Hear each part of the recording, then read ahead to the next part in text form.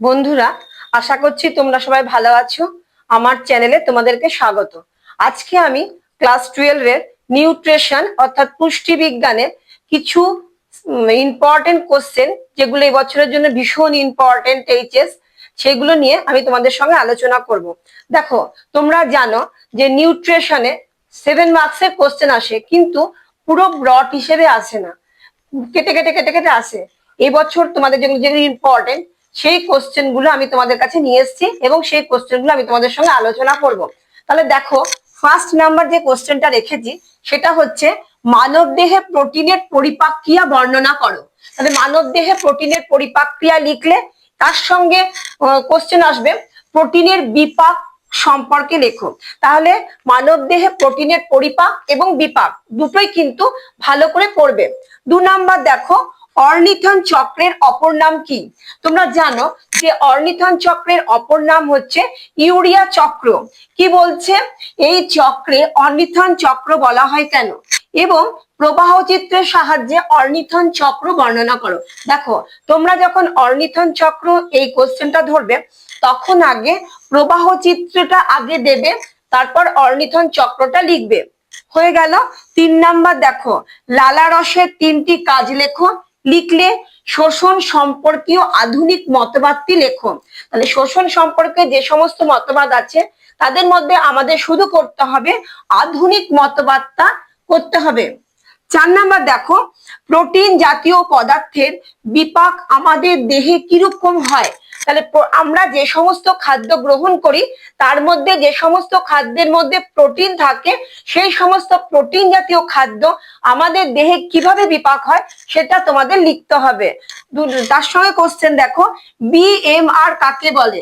বেটাল মোটালিকুলেট কিভাবে আমাদের দেহে ক্যালোরিমিতি পদ্ধতিতে বিএমআর নির্ণয় করা যায় লেখো। দেখো, আমার বিএমআর কি করে নির্ণয় করা যায় সেটা ক্যালোরিমিতি পদ্ধতিতে তোমাদেরকে লিখতে হবে।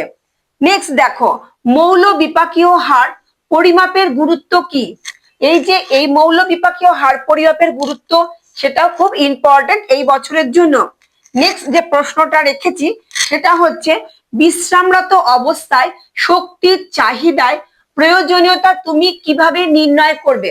দেখো, আমাদের মনে হতে পারে একটা মানুষ যখন বিশ্রামরত অবস্থায় রয়েছে তার শরীরে কোনো শক্তির ক্ষয় হবে না, কারণ শক্তি কোনো কিছু কার্য হচ্ছে না।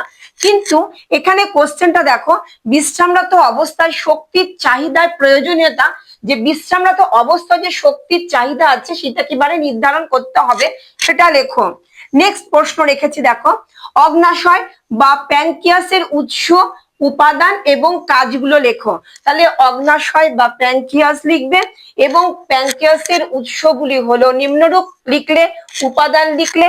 অগ্নাশয় মেন কাজ কি করে? যে হরমোন এবং এনজাইম এই দুটোর উপর মেন কাজ করে। এই কাজগুলোকে তোমাদের ইনলাবোরেট লিখতে হবে। নেক্সট প্রশ্ন দেখো, যকৃৎকে জৈব রাসায়নিক গার বলা হয় কেন? কেন যকৃৎকে জৈব রাসায়নিক গার বলা হয়? নেক্সট প্রশ্ন দেখো, গর্ভাবস্থায় একজন মহিলার, দেখো গর্ভাবস্থায় একজন মহিলার দেহে যে সমস্ত সমস্যাগুলো দেখা যায় সেই সমস্যাগুলো আলোচনা করো। তার সঙ্গে কোশ্চেন আসবে যে গর্ভবতী মহিলাদের পুষ্টিগত চাহিদা লেখো।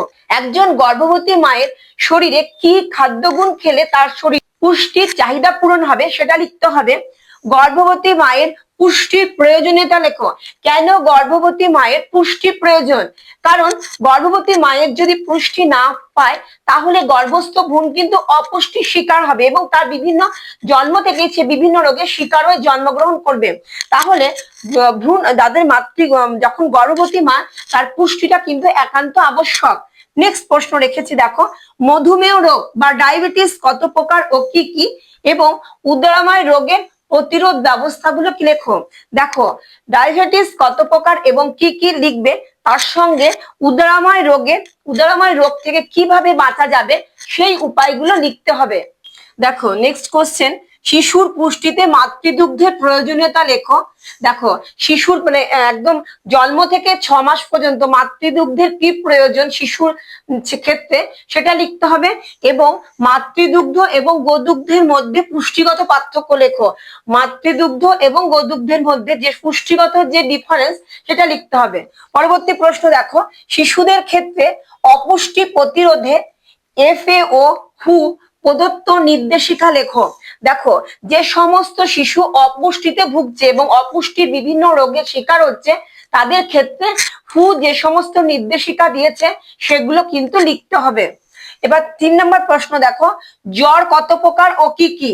একজন টাইফয়েড রোগীর জন্য উপযুক্ত খাদ্য তালিকা তৈরি করো। দেখো জ্বরের বিভিন্ন ভাগগুলো লিখতে হবে, একজন টাইফয়েড রোগী সে কিরকম খাদ্য বা পথ্য গ্রহণ করবে সেই তালিকা তৈরি করতে হবে। নেক্সট দেখো, স্থূলতার জটিলতাগুলি আলোচনা করো, তার সঙ্গে হৃদরোগ নিয়ন্ত্রণে হু এর 4টি নির্দেশিকা লেখো।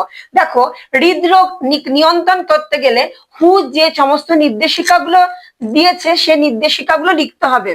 নেক্সট দেখো, মাছ সংরক্ষণের একটি বাণিজ্যিক পদ্ধতি বা সুবিধা লেখো। মাছকে যে সংরক্ষণ করা হবে তার একটা বাণিজ্যিক পদ্ধতি বা সুবিধা লিখতে হবে। LTH বলতে কি বোঝো? ব্লাঞ্চিং এর উদ্দেশ্য কি, কেন ব্লাঞ্চিং করা হয় সেই উদ্দেশ্যটা কি, উদ্দেশ্যকে সামনে রেখে ব্লাঞ্চিং পদ্ধতি গ্রহণ করা হচ্ছে। এই রোগের খাদ্য পরিকল্পনার মূলনীতিগুলি কি কি এটা লিখলে। নেক্সট প্রশ্ন দেখো, মধুমেহ রোগের জটিলতা সম্পর্কে টিকা লেখো। মধুমেহ বা ডায়াবেটিস রোগের যে জটিলতার শিকার হচ্ছে রোগীরা সেই জটিলতাগুলো লিখতে হবে। এই রোগের খাদ্য পরিকল্পনার মূল নীতিগুলো লেখো, এবং ডায়াবেটিস রোগী কিরকম কিরকম খাবার গ্রহণ করবে, কি তাদের খাদ্য তালিকা, এইটা লিখতে হবে। নেক্সট প্রশ্ন দেখো, ম্যারাসমাস ও কোয়াশিয়ার কথাটির অর্থ কি এবং এর পার্থক্য লেখা। এটা ভিভি ইম্পর্টেন্ট কোশ্চেন। দেখো ইউনিসেফ এবং হু সম্পর্কে টিকা লেখো। লিখলে ইউনিসেফ কিংবা হু লেখা হয়ে গেল, এবং সম্পূর্ণ ICDS MDAR কথাটি সম্পূর্ণ অর্থ লেখো এবং এটাকে কিছু টিকা হিসেবে করবে। দেখো আজকে আমি তোমাদের নিউট্রিশন, এবছর HS এর নিউট্রিশনের যে সমস্ত কোশ্চেন গুলো ভিভি ইম্পর্টেন্ট এবছরে 2025-এর আসার সম্ভাবনা খুব, সেগুলো আমি মোটামুটি তোমাদের সামনে তুলে ধরলাম। যদি কোশ্চেন সম্পর্কে তোমাদের কোনো কিছু ডাউট থাকে তাহলে অতি অবশ্যই কমেন্ট বক্সে লেখো এবং আমি উত্তর দেওয়ার চেষ্টা করব। যদি আমার পড়ানো তোমাদের ভালো লেগে থাকে তাহলে প্লিজ একটা লাইক এবং আমার চ্যানেলটিকে সাবস্ক্রাইব করে দিও। দেখা হচ্ছে নেক্সট ভিডিওতে।